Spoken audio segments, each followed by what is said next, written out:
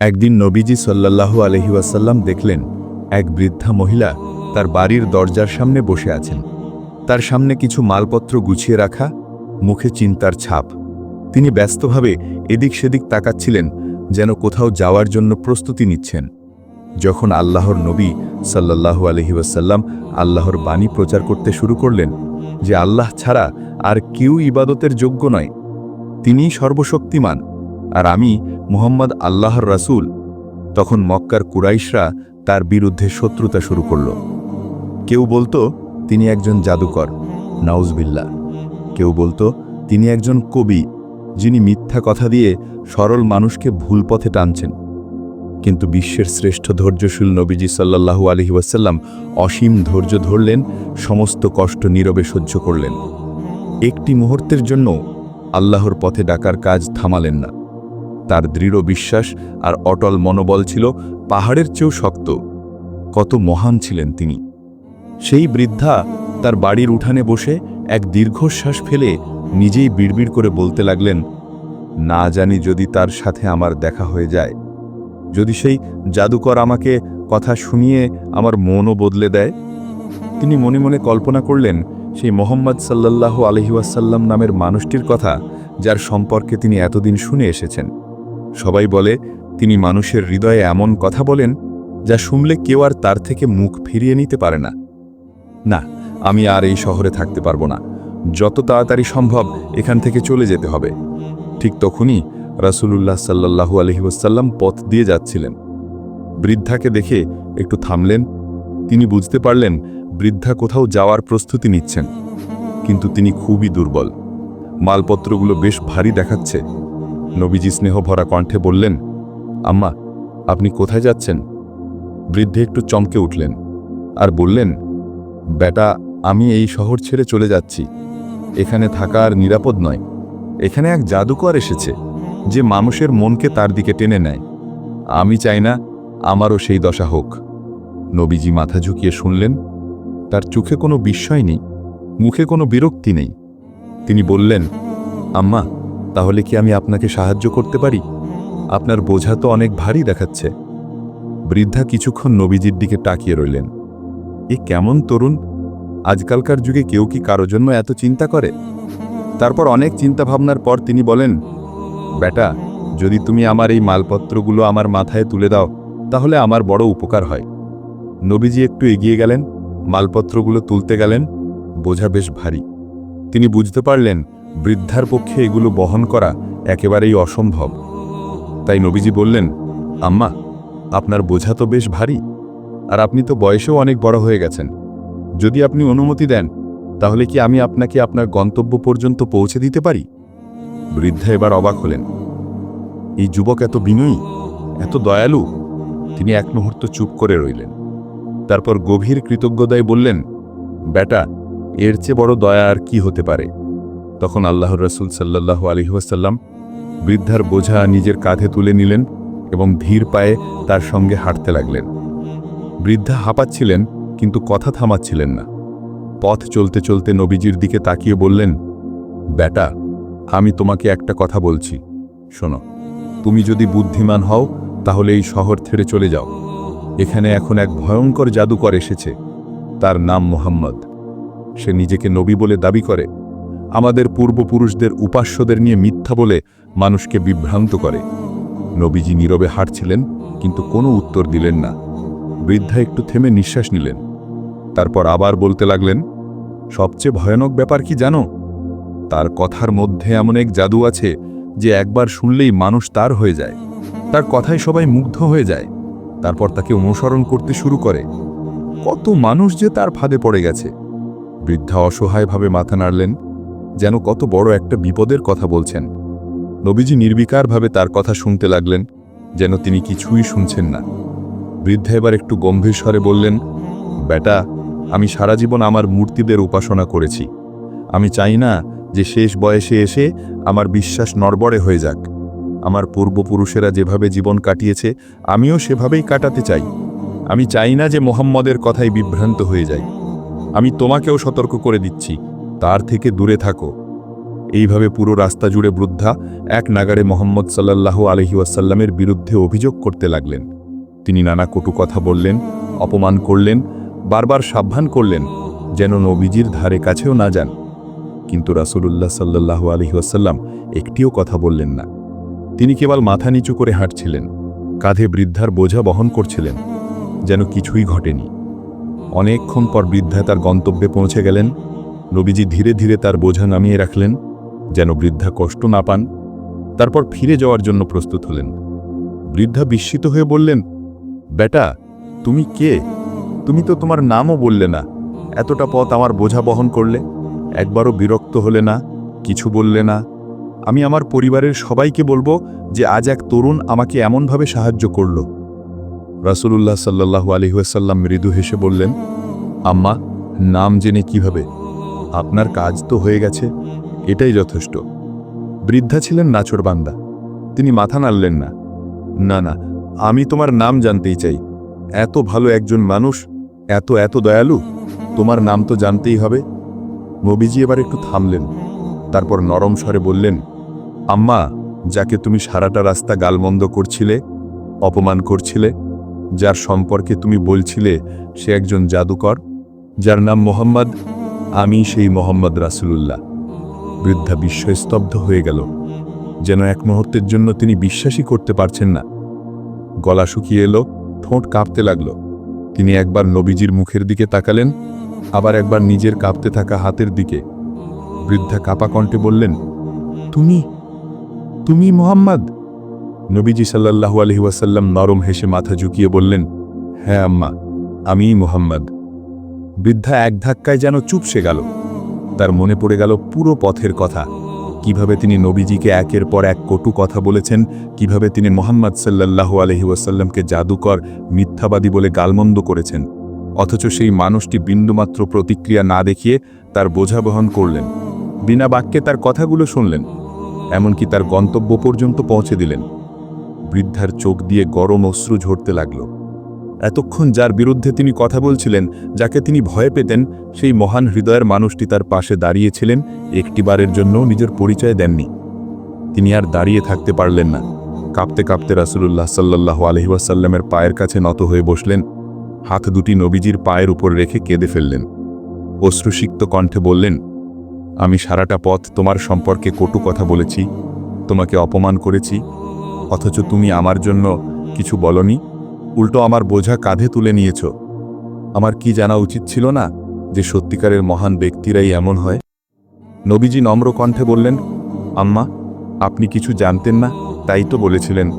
আর যে জানে না, তাকে যদি ধৈর্য ধরে বোঝানো যায়, তাহলে সে একদিন সত্য উপলব্ধি করবেই। বৃদ্ধার কান্না থামছিল না। তিনি দীর্ঘশ্বাস ফেলে গভীর বেদনায় বললেন, আমি ভুল করেছিলাম। আমি এতদিন মিথ্যা শুনেছি, আমাকে এতদিন ভুল শেখানো হয়েছে। মোহাম্মদ, আমি এখন বুঝতে পারছি তুমি সত্য ও ন্যায়পরায়ণ। তুমি নিশ্চয়ই আল্লাহর প্রেরিত রাসূল। তিনি উঁচু কণ্ঠে বললেন, আমি সাক্ষ্য দিচ্ছি আল্লাহ ছাড়া আর কোনো উপাস্য নেই, এবং আমি সাক্ষ্য দিচ্ছি যে তুমি মোহাম্মদ আল্লাহর রাসূল। এমনই আরেকটি ঘটনা। মক্কার কুরাইশ বংশের এক নামকরা নেতা ছিল আবু লাহাব। তার আসল নাম ছিল আব্দুল উজ্জা, কিন্তু তার মুখ সবসময় লালচে থাকত, যেন আগুনের শিখা জ্বলছে। তাই লোকে তাকে আবু লাহাব, অগ্নিশিখার জনক বলে ডাকত। কিন্তু সে ছিল ইসলামের সবচেয়ে বড় শত্রু। নবীজি সাল্লাল্লাহু আলাইহি ওয়াসাল্লামের আপন চাচা হয়েও প্রথম দিন থেকেই তার দাওয়াতের বিরোধিতা করে আসছিল। যতবার নবীজি ইসলাম প্রচার করতেন, আবু লাহাব ততবার তার পিছনে গিয়ে লোকদের বিভ্রান্ত করত। একদিন নবীজি সাল্লাল্লাহু আলাইহি ওয়াসাল্লাম আল্লাহর নির্দেশে মক্কার বিখ্যাত সাফা পাহাড়ে উঠে দাঁড়ালেন। মক্কায় এটা ছিল প্রচলিত রীতি, যখন কেউ জরুরি কিছু ঘোষণা করতে চায়, তখন এই পাহাড়ে উঠে ডাক দিত। নবীজি সেদিনও জোরে জোরে ডাকলেন, হে কুরাইশ গোত্রের লোকেরা, তোমরা সবাই এখানে আসো। এই ডাকে মক্কার লোকেরা দ্রুত জড়ো হয়ে গেল। সবাই আগ্রহী হয়ে উঠল। নবীজি যখন দেখলেন লোকেরা মনোযোগ দিয়ে শুনছে, তখন তিনি বললেন, বলতো, যদি আমি বলি যে এই পাহাড়ের ওপাশে এক বিশাল বাহিনী লুকিয়ে আছে, যারা তোমাদের আক্রমণ করতে আসছে, তোমরা কি আমার কথা বিশ্বাস করবে? লোকেরা একসঙ্গে জবাব দিল, অবশ্যই, তুমি তো কখনো মিথ্যা বলনি। সবাই নিশ্চিন্ত ছিল, কারণ নবীজি ছিলেন আল আমিন, বিশ্বস্ত। তার জীবনে কেউ একটাও মিথ্যা শোনেনি। ঠিক তখনই নবীজি সাল্লাল্লাহু আলাইহি ওয়াসাল্লাম বললেন, তাহলে শোনো, আমি তোমাদের সতর্ক করতে এসেছি। তোমাদের রব এক আল্লাহ, তার কোনো অংশীদার নেই। আমি তোমাদের জন্য এক কঠিন দিনের শাস্তির ব্যাপারে সতর্ক করছি। নবীজির কথা শুনে সবাই এক মুহূর্তের জন্য স্তব্ধ হয়ে গেল। কিন্তু আবু লাহাব প্রচণ্ড রেগে গেল। সে ভীষণ চিৎকার করে উঠল, তোমার সর্বনাশ হোক, এজন্যই আমাদের এখানে ডেকেছ। এরপর সে দম্ভেরে নবীজিকে উপহাস করল আর বিরক্ত হয়ে সেখান থেকে চলে গেল। এই ঘটনার পরেই আল্লাহ তাআলা আবু লাহাবের বিরুদ্ধে কোরআনে এক শক্তিশালী আয়াত নাজিল করলেন, আবু লাহাবের 2 হাত ধ্বংস হোক এবং সে নিজেও ধ্বংস হোক। সূরা আল মাসাদ আয়াত 1। এই আয়াত নাজিল হওয়ার পর আবু লাহাব আরও ক্ষিপ্ত হয়ে উঠল। সে নবীজিকে দমিয়ে রাখার জন্য আরও বেশি বাধা দিতে লাগল। নবীজি সাল্লাল্লাহু আলাইহি ওয়াসাল্লাম যখন কোনো বাজারে যেতেন, আল্লাহর পথে ডাক দিতেন, তখন আবু লাহাব লোকদের বলতো, এই লোক পাগল, এর কথা শোনো না। কখনো বলতো, এ আমার ভাইয়ের ছেলে, আমি জানি এ মিথ্যাবাদী। লোকেরা যখন নবীজিকে নামাজ পড়তে দেখত, তখন আবু লাহাব সেখানে গিয়ে ব্যঙ্গ করত এবং বলতো, এই লোক তোমাদের বিভ্রান্ত করছে। সে এক আল্লাহর ইবাদত করতে বলে তোমাদের পূর্বপুরুষদের পথ থেকে সরাতে চায়। আবু লাহাবের স্ত্রী উম্মে জামিলও ছিল ইসলামের কঠোর বিরোধী। সে ছিল আবু সুফিয়ানের বোন, অর্থাৎ সে ছিল এক শক্তিশালী ও সম্ভ্রান্ত নারী। নবীজি সাল্লাল্লাহু আলাইহি ওয়াসাল্লাম ও মুসলিমদের কষ্ট দেওয়ার জন্য উম্মে জামিল নানা ষড়যন্ত্র করত। যতবার নবীজি মানুষকে ইসলামের দিকে ডাকতেন, উম্মে জামিল ঠিক ততবার তার পথে বাধা হয়ে দাঁড়াত। সে কেবল নিজের স্বামী আবু লাহাবকে সহায়তা করত না, বরং নিজেও সক্রিয়ভাবে নবীজি ও তার সাহাবীদের কষ্ট দেওয়ার জন্য নানা ফন্দি আঁকত। সে গোপনে গিয়ে নবীজির চলার পথে ধারালো কাঁটা, শুকনো কাঁটাযুক্ত ডালপালা ফেলে রাখত। বিশেষ করে রাত্রির বেলা সে রাস্তার এক কোণে দাঁড়িয়ে থেকে নিশ্চিত করত যেন কাঁটাগুলো ঠিক সেই জায়গায় পড়ে যেখানে দিয়ে নবীজি হাঁটেন। তার আশা ছিল, যখন রাসূলুল্লাহ সাল্লাল্লাহু আলাইহি ওয়াসাল্লাম সকালে বের হবেন, তার পারে কাঁটা ফুটবে, তিনি ব্যথা পাবেন, রক্ত বের হবে। কিন্তু নবীজি সাল্লাল্লাহু আলাইহি ওয়াসাল্লাম কখনো অভিযোগ করতেন না। তিনি ধৈর্য ধরতেন। তিনি শুধু রাস্তা পরিষ্কার করতেন আর আল্লাহর কাছে দোয়া করতেন, হে আল্লাহ, তুমি সত্যকে সুপ্রতিষ্ঠিত করো। উম্মে জামিল শুধু কাঁটাই ছড়াত না, তার মুখ থেকেও বের হতো বিষের মতো কথা। নবীজি যেখানে যেতেন, সে তার পেছনে গিয়ে লোকদের বলতো, এই লোক মিথ্যাবাদী, একজন জাদুকর, ওর কথা শুনলে সবাই বিপথে চলে যাবে। কোরআনে সূরা আল মাসাদ নাজিল হওয়ার পর সে এত রেগে গেল যে একদিন সে হাতে বড় একটা পাথর নিয়ে নবীজি সাল্লাল্লাহু আলাইহি ওয়াসাল্লামকে আঘাত করতে এলো। তখন নবীজি সাল্লাল্লাহু আলাইহি ওয়াসাল্লাম কাবা চত্বরে আবু বকর রাদিয়াল্লাহু তাআলা আনহু-এর পাশে বসেছিলেন। কিন্তু আল্লাহর কুদরতে উম্মে জামিল তাকে দেখতে পেল না। সে শুধু আবু বকরকে দেখল এবং বলল, তোমার সাথী মোহাম্মদ কোথায়? আমি ওকে হত্যা করব। বদরের যুদ্ধ যখন হলো, তখন আবু লাহাব নিজে যুদ্ধে যায়নি। সে মক্কায় থেকে গোপনে খবরের অপেক্ষা করছিল। সে আশা করছিল কুরাইশ বাহিনী নিশ্চয়ই মুসলমানদের নিশ্চিহ্ন করে দেবে। কিন্তু যখন একদম উল্টো খবর এলো, তখন সে হতভাগ হয়ে গেল। যখন একজন এসে বলল, মুসলমানরা জয়ী হয়েছে, কুরাইশের বড় বড় নেতারা নিহত হয়েছে, আবু জাহেলও মারা গেছে, এই খবর শুনে আবু লাহাবের মুখ কালো হয়ে গেল। তার শরীর কাঁপতে লাগল। সে বিশ্বাস করতে পারছিল না মুহাম্মদ সাল্লাল্লাহু আলাইহি ওয়াসাল্লামের অনুসারীরা মাত্র 313 জন, অথচ তারা কুরাইশের শক্তিশালী 1000 সৈন্যকে পরাজিত করেছে। সে ক্ষিপ্ত হয়ে চিৎকার করল, এ অসম্ভব, কুরাইশ পরাজিত হতে পারে না। কিন্তু এই সত্য মেনে নেওয়া ছাড়া তার আর কোনো উপায় ছিল না। বদরের যুদ্ধের পর থেকেই আবু লাহাব মানসিকভাবে বিধ্বস্ত হয়ে পড়েছিল। তার আত্মবিশ্বাস ভেঙে গিয়েছিল। এরপর কয়েকদিনের মধ্যেই তার শরীরে দেখা দিল এক অদ্ভুত রোগ। সে অনুভব করল তার শরীর ভেতর থেকে পচতে শুরু করেছে। প্রথমে তার গায়ে ছোট ছোট ফুসকুড়ি দেখা দিল, তারপর ফুসকুড়িগুলো বড় হতে লাগল। তার শরীর থেকে দুর্গন্ধ বের হতে লাগল। দিনের পর দিন তার শরীরে দূষিত রক্ত আর পুজ জমতে থাকল। এই রোগ ছিল প্লেগ বা গুটি বসন্তের মতো। মক্কার লোকেরা এক সময় বুঝতে পারল আবু লাহাবের শরীরে এক ভয়ানক সংক্রমণ ছড়িয়ে পড়েছে।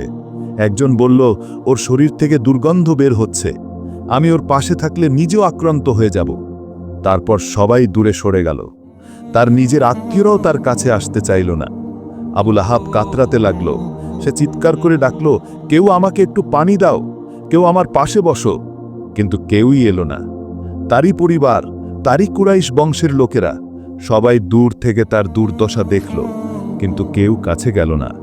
সে একা অসহায় অবস্থায় ধীরে ধীরে মৃত্যুর দিকে এগিয়ে যেতে লাগল। অবশেষে সে মারা গেল। তার মৃতদেহ স্পর্শ করতেও কেউ রাজি হল না। লোকেরা তার লাশ দেখেও কাছে গেল না। কেউ কেউ বলল, এই লাশে রোগ ছড়িয়ে আছে, যদি স্পর্শ করি আমরাও সংক্রমিত হয়ে যাব। তার আত্মীয়রা কেউ সাহস করল না তাকে গোসল করাতে, কাপড়ে জড়াতে, কবর দিতে। অবশেষে তারা একটা লম্বা লাঠি নিল। লাঠি দিয়ে দূর থেকে তার লাশ ধাক্কা দিয়ে এক গর্তের দিকে ঠেলে দিল। তারপর ওপর থেকে মাটি ও পাথর চাপা দিয়ে দিল। এমনই আরেক দিনের ঘটনা। মক্কার পরিস্থিতি দিন দিন কঠিন হয়ে উঠছিল। তখন নবীজি ভাবলেন, যদি মক্কার লোকেরা সত্যকে গ্রহণ না করে, তাহলে হয়তো অন্য কোনো শহরের মানুষ ইসলামের দাওয়াত গ্রহণ করবে। এমন ভাবনা থেকেই তিনি সিদ্ধান্ত নিলেন তায়েস সফরে যাবেন। এখানে বসবাস করত বনু সাকিব গোত্র, যারা নিজেদের শক্তিশালী ও অভিজাত মনে করত। নবীজি সাল্লাল্লাহু আলাইহি ওয়াসাল্লাম আশা করলেন, যদি তায়েফের নেতারা ইসলামের বার্তা গ্রহণ করে, তাহলে এখানেই ইসলামের জন্য একটি নিরাপদ আশ্রয়স্থল গড়ে উঠবে। যাত্রা শুরু হল। নবীজি সাল্লাল্লাহু আলাইহি ওয়াসাল্লাম একা যাননি। যায়েদ ইবনে হারিসা রাদিয়াল্লাহু তাআলা আনহুকে সঙ্গে নিলেন। এই তরুণ সাহাবী নবীজিকে খুব ভালোবাসতেন। তিনি ছিলেন তার একান্ত বিশ্বস্ত সহচর। তারা পায়ে হেঁটে দীর্ঘ পথ পাড়ি দিয়ে তায়েফের দিকে রওনা হলেন। পথ দীর্ঘ, ক্লান্তিকর, কিন্তু নবীজি সাল্লাল্লাহু আলাইহি ওয়াসাল্লামের মনে ছিল একটাই আশা, হয়তো তায়েফের মানুষ সত্যকে গ্রহণ করবে। নবীজি সাল্লাল্লাহু আলাইহি ওয়াসাল্লাম যখন তায়েফে পৌঁছালেন, তখন তিনি শহরের প্রধান 3 নেতার কাছে গেলেন। তারা ছিল আবু দিয়ালাইল, মাসুদ ও হাবিব। নবীজি সাল্লাল্লাহু আলাইহি ওয়াসাল্লাম তাদের সামনে ইসলামের দাওয়াত পেশ করলেন। তিনি বললেন, আল্লাহ এক, তার কোনো অংশীদার নেই, আমি তার প্রেরিত রাসূল। যদি তোমরা সত্যের পথে আসো, তাহলে তোমাদের জন্য দুনিয়া ও আখিরাতে শান্তি রয়েছে। কিন্তু তায়েফের নেতারা নবীজির কথা শুনেই উপহাস করতে লাগল। একজন বলল, আল্লাহ কি তোমাকে ছাড়া আর কাউকে নবী বানাতে পারেনি? অন্যজন বলল, তুমি যদি সত্যিই নবী হও, তাহলে তোমার সাথে কথা বলা আমাদের জন্য বিপজ্জনক, আর যদি তুমি মিথ্যাবাদী হও, তাহলে তোমার কথা শোনা আমাদের সময়ের অপচয়। তারা কেউই নবীজিকে একটুও সম্মান দিল না, বরং তাকে ব্যঙ্গ বিদ্রুপ করে তায়েফ থেকে বের করে দেওয়ার সিদ্ধান্ত নিল। তারা শহরের উচ্ছৃঙ্খল যুবকদের কাছে ডাক পাঠালো এবং তাদেরকে বলে দিল, এই লোকটাকে আমাদের শহর থেকে তাড়িয়ে দাও, যেন আর কখনো এখানে না আসে। এমন আদেশ পাওয়া মাত্রই শহরের বখাটে যুবকরা একত্র হল। তারা নবীজির পেছনে ধাওয়া করল। তারা পাথর ছুঁড়তে শুরু করল। নবীজি সাল্লাল্লাহু আলাইহি ওয়াসাল্লামের পা থেকে রক্ত ঝরতে লাগল। যায়েদ ইবনে হারিসা তাকে বাঁচানোর চেষ্টা করছিলেন, কিন্তু তিনি নিজেও পাথরের আঘাতে আহত হতে লাগলেন। কিন্তু ওরা থামল না। শহরের গলিতে সরু পথে ওরা তাকে তাড়িয়ে নিয়ে গেল। অবশেষে নবীজি সাল্লাল্লাহু আলাইহি ওয়াসাল্লাম আর পারেন না। তিনি একটানা দৌড়াতে দৌড়াতে শহরের বাইরে চলে এলেন। তার শরীর রক্তে ভেসে যাচ্ছে, পা দুটো অসহ্য যন্ত্রণায় কাঁপছে। তিনি আর এক পাও সামনে বাড়াতে পারছিলেন না। ঠিক তখনই সামনে পড়ল এক বাগান। নবীজি সাল্লাল্লাহু আলাইহি ওয়াসাল্লাম ক্লান্ত হয়ে একটি গাছের নিচে বসে পড়লেন। তিনি শ্বাস নিলেন, কিন্তু বুকের গভীরে চাপা কষ্ট যেন ফেটে পড়ছে। যায়েদ রাদিয়াল্লাহু তাআলা আনহু পাশে বসে কাঁদছিলেন। ইয়া রাসূলুল্লাহ, আপনাকে এত কষ্ট দিল, অথচ আপনি কিছু বললেন না। নবীজি তখন চোখ বন্ধ করলেন। তিনি মাথা তুলে তাকালেন আকাশের দিকে। এই দুঃখ, এই অপমান, এই রক্তক্ষরণ, নবীজি সাল্লাল্লাহু আলাইহি ওয়াসাল্লাম সব কিছু নিয়ে আল্লাহর কাছে হাত তুললেন। তিনি বললেন, হে আল্লাহ, আমি আমার দুর্বলতা, আমার শক্তিহীনতা এবং মানুষের কাছে আমার অপমানিত হবার কথা তোমার কাছে অভিযোগ করছি। হে সবচেয়ে দয়ালু আল্লাহ, তুমি দুর্বলদের রব, আমার রব। তুমি কি আমাকে শত্রুদের হাতে ছেড়ে দেবে? যদি তুমি আমার প্রতি অসন্তুষ্ট না হও, তাহলে আমি এই কষ্টের কোনো পরোয়া করি না। রাসূলুল্লাহ সাল্লাল্লাহু আলাইহি ওয়াসাল্লাম যে বাগানের ছায়ায় একটু বসে আরাম নিচ্ছিলেন, সেই বাগানের মালিক ছিল তায়েফের দুই ভাই, রুবিয়ার পুত্র উতবা ও শাইবা। দূর থেকে তারা দেখছিলেন কি অবস্থা হয়েছে এই লোকটির। হঠাৎ করেই একটু খানিক দয়ার স্রোত বইল তাদের হৃদয়ে। তারা ডাকল নিজেদের খ্রিস্টান কৃতদাসকে, যার নাম ছিল আদ্দাস। সে মালিকদের কাছে এগিয়ে এলো। উতবা ও শাইবা আদ্দাসের হাতে পাত্র ভর্তি আঙুর দিল এবং বলল, এই আঙুরের থোকাটা নিয়ে যাও, ওই লোকটিকে দিয়ে এসো। দেখো তো কিছু খেতে চান কি না। আদ্দাস নির্দ্বিধায় সেই আঙুর নিয়ে গেল রাসূলুল্লাহ সাল্লাল্লাহু আলাইহি ওয়াসাল্লামের কাছে। তিনি সামনে বসেছিলেন। আদ্দাস তার দিকে এগিয়ে এসে ভদ্রভাবে আঙুরের থোকা বাড়িয়ে দিলেন। রাসূলুল্লাহ সাল্লাল্লাহু আলাইহি ওয়াসাল্লাম বিসমিল্লাহ বলে আঙুর খেতে শুরু করলেন। আদ্দাস একটু অবাক হয়ে জিজ্ঞেস করল, এই রকম কথা তো এখানকার কেউ বলেন না, আপনি কোথাকার লোক? রাসূলুল্লাহ সাল্লাল্লাহু আলাইহি ওয়াসাল্লাম সস্নেহে বললেন, তুমি কোথাকার? তোমার ধর্ম কি? আদ্দাস মাথা নিচু করে বলল, আমি মিনোভা শহরের মানুষ, ধর্মে খ্রিস্টান। স্মিত হেসে রাসূলুল্লাহ সাল্লাল্লাহু আলাইহি ওয়াসাল্লাম বললেন, হযরত ইউনুস আলাইহিস সালাম তো তোমার দেশের লোক ছিলেন। আদ্দাস বিস্ময়ে বলল, আপনি ইউনুসকে চিনলেন কিভাবে? রাসূলুল্লাহ সাল্লাল্লাহু আলাইহি ওয়াসাল্লাম নরম কণ্ঠে বললেন, তিনি ছিলেন আমার ভাই, তিনি ছিলেন নবী, আমিও নবী। এই কথা শোনার সঙ্গে সঙ্গেই আদ্দাসের চোখে জল এসে গেল। সে আর নিজেকে সামলাতে পারল না। সামনে ঝুঁকে পড়ে গেল, রাসূলুল্লাহ সাল্লাল্লাহু আলাইহি ওয়াসাল্লামের পায়ে চুমু খেতে লাগল, তার হাত পা ও কপালে। এদিকে দূর থেকে সবকিছু দেখছিল উতবা আর শাইবা। পরে আদ্দাস ফিরে এলে তারা জিজ্ঞেস করল, আদ্দাস, ব্যাপার কি? তুমি ওর সঙ্গে এত আপন হয়ে গেলে কেন? আদ্দাস শান্ত গলায় বলল, মালিক, আমি দুনিয়ায় এর চেয়ে উত্তম মানুষ আর দেখিনি। তিনি এমন একটা কথা বলেছেন যা একজন নবী ছাড়া আর কেউ জানতেই পারে না। দুই ভাই চোখ বড় করে বলল, দেখো আদ্দাস, সাবধান, এই লোক যেন তোমাকে তোমার ধর্ম থেকে সরিয়ে না নিতে পারে। তোমার ধর্মই ভালো, ওর ধর্মে যেও না। আদ্দাস চুপ করেছিল, কিন্তু তার হৃদয় জানত আজ সে এমন এক সত্যের মুখোমুখি হয়েছে যা কোনো দাসত্ব মানে না। ঠিক তখনই জিবরাইল আলাইহিস সালাম দ্রুত চলে এলেন। তিনি নবীজিকে সালাম দিলেন এবং বললেন, হে রাসূল, আপনার প্রতি আল্লাহর সালাম ও শান্তি বর্ষিত হোক। আপনার জন্য পাহাড়ের ফেরেশতা এখানে এসেছে। আপনি চাইলে সে এই তায়েফবাসীদের ধ্বংস করে দিতে পারে। এরপর পাহাড়ের ফেরেশতা সামনে এলেন। তিনি বললেন, হে মুহাম্মদ, যদি আপনি চান তাহলে আমি এই দুই পাহাড়কে একত্রিত করে তায়েফবাসীদের পিষে ফেলব, যেন তাদের আর অস্তিত্ব না থাকে। যদি নবীজি একবার অনুমতি দিতেন তাহলে তায়েফ এক নিমেষেই মাটির সঙ্গে মিশে যেত, কিন্তু তিনি ফেরেশতাদের বললেন, না, আমি চাই না তারা ধ্বংস হোক। তারা যদি ধ্বংস হয়ে যায় তাহলে দিনের দাওয়াত নিয়ে আমি কাদের কাছে যাব? তো এই ছিল আজকের ভিডিওটি যদি আপনাদের ভালো লেগে থাকে তাহলে অবশ্যই লাইক করবেন এবং এমন আরও ভিডিও পেতে আমাদের চ্যানেলটিকে সাবস্ক্রাইব করবেন। আসসালামু আলাইকুম।